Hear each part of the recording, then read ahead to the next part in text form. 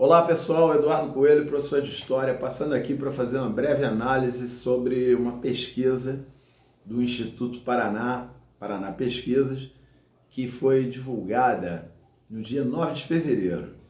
É uma pesquisa que as entrevistas foram feitas no último mês, nos últimos dias do mês de janeiro e divulgada no dia 9 de fevereiro. Uma pesquisa sobre a eleição presidencial de 2026. Então tiveram dois cenários, na verdade três, né? E o fato curioso, interessante, é que a Michelle Bolsonaro aparece num dos cenários e ela consegue ter mais votos, né, mais intenção de votos, do que o Tarcísio, que é o atual governador do estado de São Paulo, que é o estado mais rico, mais populoso do Brasil. Então, vamos lá, eu vou aqui observar.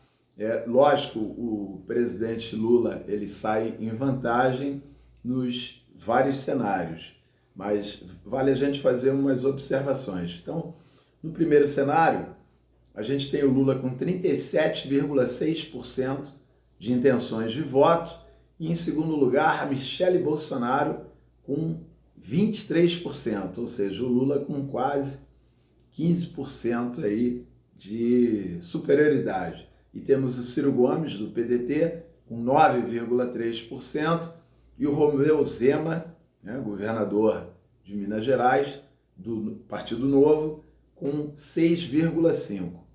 No segundo cenário, nós temos o Lula com 37,4%, e o Tarcísio, do Republicanos, o governador de São Paulo, com 17,4%. E o Ciro Gomes, nessa, aparece com um pouco mais. Ele tem 10,3% das intenções de voto. E o Romeu Zema, ele aparece com 6,2%. Mas o interessante é que eles fizeram um terceiro cenário, entre o Lula e o Bolsonaro. Mesmo com o Bolsonaro não podendo participar da próxima eleição de 2026, porque ele está inelegível, mas eles resolveram fazer uma medida entre Lula e Bolsonaro. E o resultado foi que o Lula aparece com 36,9% das intenções de voto e o Bolsonaro com 33,8% das intenções de voto. Ou seja, são apenas 3,1% das intenções de voto.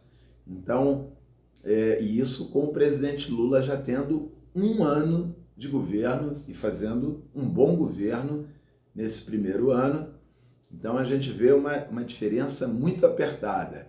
E a gente observar agora, no domingo, dia 25 de fevereiro, que ocorreu aquela manifestação na Avenida Paulista, na capital de São Paulo, na cidade de São Paulo, foi uma manifestação significativa que merece respeito, sim, porque o bolsonarismo conseguiu mobilizar, segundo estudos da USP, a Universidade de São Paulo, mobilizaram cerca de 185 mil pessoas. Para quem discordar ou duvidar, sem problemas, e acompanhar a liderança do presidente Lula, sem problemas, porque o Lula hoje, dando uma entrevista ao jornalista Kennedy Alencar, ele qualificou a manifestação como uma manifestação grande, potente, e que sim, também merece respeito. Até porque ele, enquanto estadista e presidente do Brasil, o correto é ele falar dessa maneira, respeitando a manifestação e tudo mais.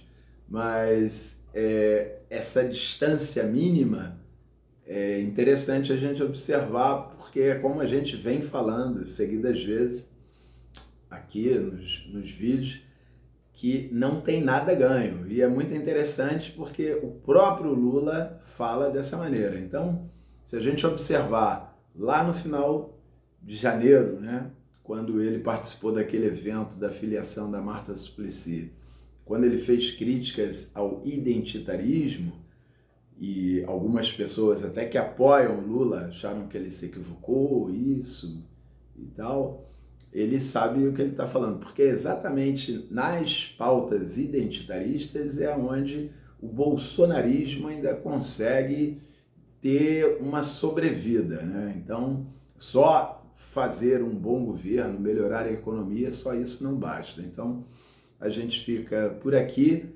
aguardando outras pesquisas e faremos outras análises. Até lá!